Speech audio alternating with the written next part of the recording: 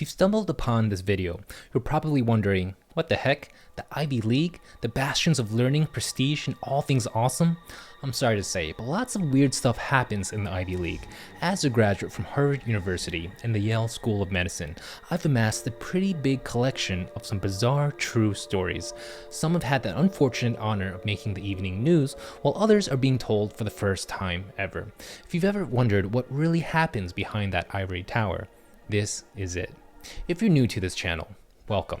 We talk about the art and science of success, all mixed together with a little side of entertainment to make the medicine go down. So sit back, relax, grab some popcorn, and let's take a walk down memory lane. First story is called The Girlfriend. When I was at Yale for medical school, I became pretty good friends with my neighbor. Let's call him Rob. Rob was a freshly minted Yale law student who turned down Harvard Law to come here because he wanted to be with his long-distance girlfriend, who was also studying medicine at Yale. Rob asks me, "You're a third year, right? She's in your class." Except for one very minor detail. She wasn't. I had never met her before. She didn't seem to exist. It's not like she's hiding somewhere because each graduating class is only around 100 people. It's not that big. I showed Rob my class photos. She's not there. I then show him the class photos from the other years. Still not there. Panicking, Rob begins telling me details about his love life in a way no stranger ever does. He shows me pictures she sent him, her class notes, messages of them talking about things she's learned. See, here, Rob points to a message on his phone. He's telling me she's in class at the Hope Building. The Hope Building? Yeah, well, technically we do have lectures in the Jane Ellen Hope Building. Nobody calls it that. In fact, very few people even go to lecture, as it is well known how bad lectures are. Most people just sit at home learning from commercial online resources they pay extra money for on top of tuition they pay Yale. It's actually pretty absurd, but that's a video for another day. Are you sure your girlfriend is real? I ask Rob. Have you even met her? Because hey, better men than you have been fooled. He tells me I'm an idiot and that they've been together for years before all this. But still, what is going on? Rob puzzles over this new information and sends a few messages to his girlfriend, asking to see her school ID. We hold our breath, and a few painful moments later, we get a picture back. To give you a sense of what I saw, here's my actual Yale ID. This is a recreation of what hers looked like. Yeah, it was bad. I could see in Rob's eyes that he knew it too. He awkwardly leaves the room. It would be several weeks before I'd ever saw him again. What I learned next was wild. Apparently, she's been pretending to be a med student at Yale for 3 whole freaking years after failing to get in. Ashamed of this fact, she hid it from everyone. Plan was to get in later and make up some excuse for the lost time. But it never came to fruition, and the lies just kept on piling up. She was in too deep. I have to say, I was pretty impressed with her work ethic. The amount of work she put into keeping this facade was insane. Anytime her boyfriend or family would visit, she'd take a train to Yale from New York City and pretend she was always there. She did so much research on what it felt like to live there that any casual observer would have been fooled. Rob does realize later that, yeah, he never actually got to go inside her dorm room or see inside any of the buildings. In those moments, she would always have some odd excuse for needing to leave early. He'd drop her off at some random building somewhere and she'd run past the corner, scurry away secretly, and actually catch the next train back to New York. Wow, the stress of it all. Yeah, it's nice to get into an Ivy, but if you don't, it's not the end of the world. Moral of the story, don't let this consume your every reason for being. At a certain level, I get it. The pressure to get into one of these institutions is insane. But consider a Gallup-Purdue study in 2014 that took a random sample of college graduates. If your goals are well-being and feeling engaged with work, i.e. feeling deeply involved and enthusiastic about your future workplace, how selective of a school you went to didn't really matter. What mattered was the support and experiences you get in college. Stuff like how much your professors care about you, how much they made you excited about learning, how often they encourage you to pursue your dreams. Stuff like if you had an internship or job in college where you could apply what you learned in the classroom to extracurriculars and longitudinal projects. Speaking of mentorships, it's time to talk about the second story, the surgeon. Most of the mentors I've had in the Ivy League have been downright abysmal. I thought maybe it's just me. I was either too stupid or too unlucky. That is, until I met the surgeon. I was a mere third-year medical student on my surgical rotation. Most attendings, especially in the surgical world, carry themselves like Old Testament gods on earth, creating some of the most toxic cultures possible. They throw surgical instruments and chairs across the room at you when they get pissed, yell, and treat you like pond scum on the regular too. The bar is so low that as a med student, you'd both be shocked and weirdly honored to have the attending 1, know your name, and 2, actually acknowledge your presence. I should have known something was up when the surgical scrub tech and the nurse both apologized to me on separate occasions on behalf of the surgeon I was about to meet. Let's call him Dr. L. The moment I entered his operating theater, he hands me the cauterizer and the scalpel and tells me to cut the patient's foot plain off. He sees my hesitation, pushes my hands down, in a few deft strokes, bam, the guy's leg falls off. Granted, most of the tissue was dead, and there wasn't much need for surgical finesse here, but still, this was the only surgeon who actually included me in the operation and gave me snacks afterwards. During our break, however, a different side emerged. "Massage me, woman." His thunderous voice echoed around the metal chamber of the OR. Yes, Dr. L, the surgical tech dutifully complies. Dr. L looks at me now and launches into a monologue. "You know, back in the day, these folks wouldn't just be massaging me. He puts a fist close to his mouth and imitates a blowjob. I have to be relaxed and nimble before I operate, you know." The surgical tech playfully hits him in his shoulder with a smile. Oh, stop it. You're going to scare the poor med student. "No, I'm serious." Suddenly, he yells out a racist slur. "Did I tell you to stop massaging me?" She playfully pushes him once again, but actually continues the massage. The rest of the nurses and scrub techs in the room are also smiling and laughing.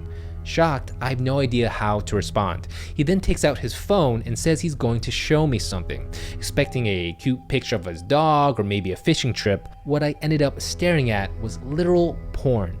And not just on Pornhub or something. This was in his photo albums. Naked woman after naked woman, all in different states of sexual arousal, some animated with boobs so large with rainbow backgrounds, it was almost cartoonish. The next picture that comes up is a bit different though, more formal. A nice looking girl, fully dressed. Without missing a beat, he says, "Oh, that's my daughter. She's daddy's little girl," and then proceeds to tell me about all the stuff she's doing in college, like the proud dad he appears to be. That night, I can't fall asleep, completely bewildered at what just happened. On one hand, he did have odd charisma, and it felt good to be included, taught things, and not made to feel like dirt. But on the other hand, what the just happened? I later learned he's already had numerous student complaints and disciplinary actions, but all without real teeth. As a powerhouse surgeon who brings the hospital lots of cold, hard cash, he wasn't going anywhere anytime soon. Next semester, he simply wasn't given any more med students to work with. Time and time again, I'm reminded it always comes back down to the money. Harvard and Yale may have world-renowned professors, but they may not actually care about you. One of my best friends from Harvard is now a professor, about to be up for tenure, something all professors aspire to get because it means you can't get fired anymore. Permanent job, security, and respect. Amazing, right? But do you know how one gets tenure? Is it being an amazing professor, teaching amazing lectures, inspiring the next generation of students? No, that's the exact opposite of what you want to do. If you waste your time doing that, you won't have enough time to do research and publish papers, the only currency that matters in academia. Point is, the incentive at many Ivy League institutions is to care less, not more about its students. Speaking of students, our third story is called Viagra. But first, a word from this video's kind sponsor, xTiles, a platform that allows you to build your very own custom-made personal digital dashboard. It's a visual-based workspace you can use to organize literally anything, from to-dos, to notes, to diagrams, to even integrated Google calendars. It's incredibly sleek, easy to use, and dare I say, sexy?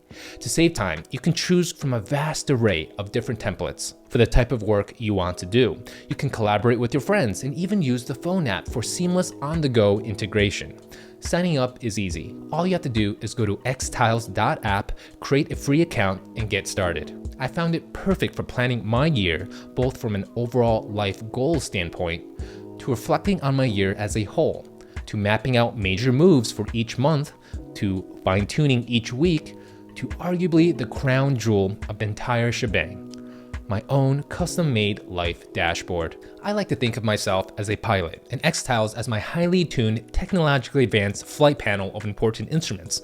I got my lo-fi music playlist in the top left corner, my life meter in the center. Oh boy, I've already lived 44% of my life. Wow. Okay, I'm just gonna ignore that for now. To the main workhorse below, my lifetime habit counters, weekly habit tracker, Pomodoro and flow state trackers, and a litany of things that help me supercharge each and every day. This is literally all I need to be insanely productive. If you don't have a system like this, what are you waiting for? Go to xTiles and make one today. See how amazing it can be for you. Link in the description. Now, back to the video. When I was at Yale, I had a super close friend. We'll call her Katie. Katie was one of the nicest people I've ever met in my entire life. We always talked and hung out together. She's the kind of person who would not only remember your birthday, but would make sure you got a cake, even if she barely knew you. Thoughtful and kind, she was a ray of sunshine in the dreary pressure cooker that is medical school. That year, unexpectedly, Katie and I ended up with the same research mentor. Stuck in a tiny room with nothing better to do, we devised an experiment that involved having a bunch of people take a bunch of Viagra. And now I won't bore you with the details beyond that, but yes, it was basically as stupid as it sounds. As our experiment drew to a close, it went nowhere. A bunch of people got boners and a bunch of people didn't. And yet, we still had to somehow finagle the results into something of value we could proudly showcase to procure one of the few coveted spots of some ultra-competitive subspecialty like oculoplastic microsurgery at some fancy hospital somewhere after graduation. But there was a big problem. 1, our research was straight up dog feces, and 2, there was only enough dog feces for one person. Frantically panicking, we attempted to divide up the big pile of stinking poo into 2 equitable piles of poo that would still somehow make both of us look good. It quickly dawned upon us that this wasn't going to happen, and in this terror, we turned on each other and ripped our friendship to pieces fighting over it. Looking back with a good old retrospective scope, it was almost comical. I could see friendships being ruined over maybe a Nobel Prize. Divvying out proper credit for something as life-changing as that can get dicey. But for us, we were fighting over crumbs. Why the heck were we so embarrassingly desperate? I'll take my fair share of the blame as the closed-minded, selfish bag of stupid I was, but looking back, there was a larger systemic problem at play. It's called the hidden curriculum of the Ivy League, and it's stupid as Let me explain. The hidden curriculum is the secret agenda you're supposed to figure out on your own. They're the secret keys to success you ignore at your own peril. Being a classic good student, attending all the lectures, and doing all the homework means you're a sucker. Doing so will result in you falling far, far behind. You'll be behind on studying for your medical school boards, the standardized exam that determines what kind of doctor you get to be. It also means you won't have time to craft a competitive enough application to be hired by a hospital upon graduation as a resident. So, how do you become a competitive applicant? Surprise, surprise, just like professors, it's also to do research and publish papers. And when I say research, I'm being generous. Most med students, myself included, don't have the skills nor time to do actual quality research that pushes the standard of care. What we end up doing is low-skill manual data entry for hours on end until an interesting enough statistical finding is found, meriting publication in a journal virtually no one will ever read. But hey, your name will be on something official, and that means you get to put it on your resume, the only thing that matters. The hidden curriculum punishes those who try to be a good doctor. What do actual patients care about when they see a doctor? Assuming a standard level of competency, it's to feel listened and cared for, right? It's about bedside manner. And yet, that's not prioritized nor rewarded at all. Both Katie and I knew what this hidden curriculum was, and unfortunately, we let it transform us with its toxic filth. We put it above our friendship. The messed up incentive structures of this game we were all trying to play brought out the literal worst versions of ourselves, something I still regret to this very day. After that incident, we stopped talking to each other, and all those years later, have yet to reconnect. Katie, you obviously know your name is not Katie, but if you're watching this, do know that I am terribly, terribly sorry. I hope you got some important takeaways from these stories. If you want more videos on the absurdities of academia and the Ivy League, then please comment and share this video. If you want to hear more about the Ivy League right now, check out these 2 videos next on how to get in. Otherwise, sign up for my Substack to get ideas hand-delivered to your inbox. Become a paid member for exclusive articles, commentary, and behind-the-scenes thoughts. If you want your very own custom-made character doodle to be part of all future video scenes I draw, then become a Patreon member. You can be yourself, a dog, or even a rock. Possibilities are endless. And finally, go tell your friends, your grandma, and your pet hamster. Smell you later.